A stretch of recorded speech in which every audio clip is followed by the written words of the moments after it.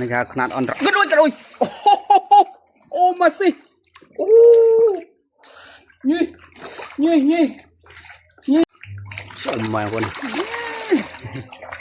này này này là khăn on rất đôi rồi ô mà xí ô nhỉ nhỉ nhỉ nhỉ cái lóc chân ô bố đi cái lóc chân vào đây nhẹ sai ada bao vô ada bao vô lấy bị còi quạt ấm nhẹ sai cái lóc quá đấy nhỉ lóc chân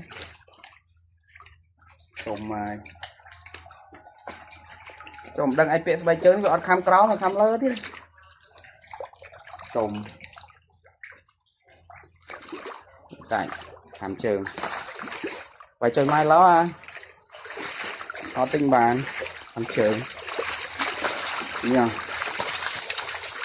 xả đủ nhiều thứ mình đẩy em ôi xả khóc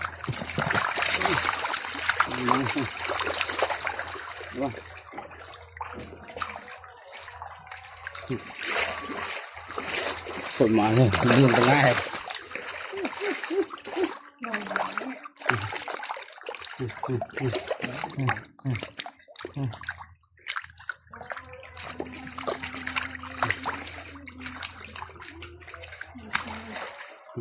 yeah.